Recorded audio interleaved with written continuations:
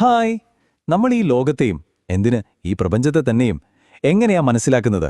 അളവുകളിലൂടെ അല്ലേ? നീളം, തൂക്കം, സമയം, ഇതൊക്കെ സത്യത്തില് നമ്മൾ റിയാലിറ്റിയെ ഡിസ്ക്രൈബ് ചെയ്യാൻ ഉപയോഗിക്കുന്ന ഒരു ഭാഷയാണ്. അപ്പോൾ ഇന്ന് പ്രപഞ്ചത്തെ മനസ്സിലാക്കാൻ നമ്മളെ സഹായിക്കുന്ന ഈ സയന്റിഫിക് ഭാഷയുടെ ബേസിക് റൂൾസ് എന്തൊക്കെയാണെന്ന് നമുക്കൊന്ന് നോക്കാം. ദാ ഈ ചിത്രത്തിലേക്കൊന്ന് നോക്കിക്കേ. പ്രപഞ്ചത്തിന്റെ അങ്ങ് ദൂരെയുള്ള ഏതോ കോണിൽ നിന്ന് വരുന്ന ഗ്രാവിറ്റേഷണൽ വേവ്സിനെ പിടിച്ചെടുത്ത ശാസ്ത്രജ്ഞരാണിത്. എന്തൊരു നേട്ടമാണല്ലേ? പക്ഷെ ഒന്ന് ആലോചിച്ചു നോക്കൂ, ഇത്രയും വലിയൊരു പ്രപഞ്ച രഹസ്യം പോലും നമ്മൾ മനസ്സിലാക്കി തുടങ്ങിയത് എവിടെ നിന്നാണെന്നോ? വളരെ സിമ്പിളായ ഒരൊറ്റ ഐഡിയയിൽ നിന്നാണ്. അളവുകൾക്ക് ഒരു യൂണിറ്റ് വേണം എന്ന ആശയത്തിൽ നിന്ന്. അപ്പോൾ എന്താണ് ഈ യൂണിറ്റ് എന്ന് പറഞ്ഞാൽ? സിമ്പിളാണ്. ഏതൊരു സാധനത്തെയും അളക്കാൻ നമ്മൾ ഉപയോഗിക്കുന്ന ഒരു സ്റ്റാൻഡേർഡ്, അത്രയുള്ളൂ. ഇപ്പോൾ ദൂരം അളക്കാൻ നമ്മൾ മീറ്റർ ഉപയോഗിക്കുന്നു, സമയമളക്കാൻ സെക്കൻഡ് ഉപയോഗിക്കുന്നു. ഇതിനെ നമുക്ക് നമ്മുടെ ഈ സയന്റിഫിക് ഭാഷയിലെ ആദ്യത്തെ അക്ഷരമെന്ന് വിളിക്കാം.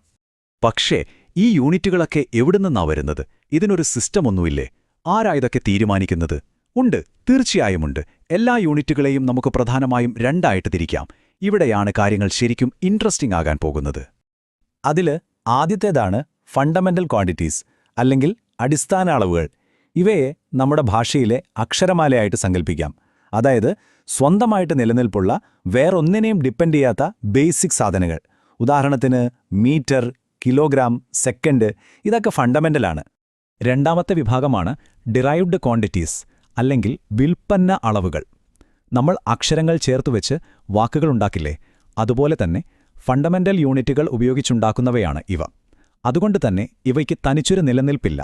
ഇവ എപ്പോഴും ആ ബേസിക് യൂണിറ്റുകളെ ആശ്രയിച്ചാണിരിക്കുന്നത്. ദാ ഇവിടെ നോക്കിയാൽ ആ വ്യത്യാസം കറക്റ്റായിട്ട് മനസ്സിലാകും. ഒരു സൈഡിൽ നമ്മുടെ അക്ഷരമാല മീറ്റർ, കിലോഗ്രാം, സെക്കൻഡ് ഇൻഡിപെൻഡൻ്റ് ആണ്. മറുഭാഗത്ത് ആ അക്ഷരങ്ങൾ വെച്ച് നമ്മളുണ്ടാക്കുന്ന വാക്കുകൾ ന്യൂട്ടൺ, ജൂൾ, വാട്ട്. അപ്പോൾ മെയിൻ ഐഡിയ ഇതാണ്: എത്ര കോംപ്ലക്സ് ആയ ഒരു കാര്യത്തെ അളക്കണമെങ്കിലും നമ്മൾ ഉപയോഗിക്കുന്നത് ഈ സിമ്പിളായ ബേസിക് യൂണിറ്റുകളാണ്. പക്ഷേ കാര്യങ്ങളെപ്പോഴും ഇത്ര ഓർഗനൈസ്ഡ് ആയിരുന്നില്ല കേട്ടോ. പണ്ട് നൂറ്റാണ്ടുകളോളം ലോകത്തിന്റെ പല ഭാഗത്തും പലതരം അളവുകളായിരുന്നു. ഒന്ന് ചിന്തിച്ചു നോക്കിക്കേ, ഇത് സയന്റിസ്റ്റുകൾക്കും കച്ചവടക്കാർക്കുമൊക്കെ ഉണ്ടാക്കിയ കൺഫ്യൂഷൻ. ഒരു രക്ഷയുമില്ലായിരുന്നു. അങ്ങനെയുണ്ടായ കുറേ സിസ്റ്റങ്ങളായിരുന്നു ഈ CGS, FPS, MKS എന്നൊക്കെ പറയുന്നത്. ഓരോരുത്തരും അവരവരുടെ ഇഷ്ടത്തിന് യൂണിറ്റുകൾ ഉപയോഗിച്ചു. ഇത് കാരണം ശാസ്ത്രജ്ഞർക്ക് അങ്ങോട്ടും ഇങ്ങോട്ടും വിവരങ്ങൾ കൈമാറാൻ ഭയങ്കര ബുദ്ധിമുട്ടായി. അപ്പോൾ ഈ പ്രശ്നത്തിനെല്ലാം ഒരു പരിഹാരമായിട്ടാണ് SI യൂണിറ്റ് സിസ്റ്റം വരുന്നത്. ഇന്റർനാഷണൽ സിസ്റ്റം, ലോകം മുഴുവൻ അംഗീകരിച്ച ഒരൊറ്റ സിസ്റ്റം, സയൻസിന്റെയും ടെക്നോളജിയുടെയും ഒഫീഷ്യൽ ഭാഷ എന്ന് തന്നെ നമുക്ക് പറയാം. ഇതോടെ അളവുകൾക്ക് ലോകം മുഴുവൻ ഒരു സ്റ്റാൻഡേർഡ് വന്നു. ശരി, അപ്പോൾ നമുക്ക് ഈ സയൻസിൻ്റെ ഭാഷയിലെ ഏറ്റവും കോമൺ ആയിട്ടുള്ള കുറച്ച് വാക്കുകൾ പരിചയപ്പെട്ടാലോ? അതായത് നമ്മുടെ ചുറ്റുമുള്ള ലോകത്തെപ്പറ്റി പറയാൻ നമ്മൾ സാധാരണ ഉപയോഗിക്കുന്ന ചില യൂണിറ്റുകൾ. ദാ ഇവിടെ നോക്കൂ, ചലനവും ഊർജ്ജവുമൊക്കെ പറയാൻ ഉപയോഗിക്കുന്ന യൂണിറ്റുകളാണിത്. നമ്മളൊരു വാതിൽ തള്ളി തുറക്കുമ്പോൾ കൊടുക്കുന്ന ഫോഴ്സ് അളക്കുന്നത് ന്യൂട്ടനിലാണ്. ഒരു ബൾബിന്റെ പവർ നമ്മൾ വാട്ടിൽ പറയും. എന്തിന്? ഒരു കപ്പ് ചായയിലുള്ള എനർജി പോലും നമുക്ക് ജൂളിൽ അളക്കാൻ പറ്റും. ഓർക്കേണ്ട കാര്യം എന്താണെന്ന് വെച്ചാൽ, ഈ കാണുന്ന ഓരോ വാക്കും ഉണ്ടാക്കിയിരിക്കുന്നത് നമ്മുടെ ആ ബേസിക് അക്ഷരങ്ങൾ വെച്ചാണ്. ഇനി നമുക്ക് കറന്റിന്റെ ലോകത്തേക്ക് വരാം. നിങ്ങളുടെ ഫോൺ ചാർജറിൽ വോൾട്ട് എന്ന് കണ്ടിട്ടില്ലേ?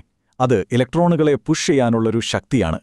അതുപോലെ ഒരു വയറിലൂടെ കറന്റ് പോകുമ്പോഴുള്ള തടസ്സം, അതായത് റെസിസ്റ്റൻസ്, അളക്കുന്നത് ഓം എന്ന യൂണിറ്റിലാണ്.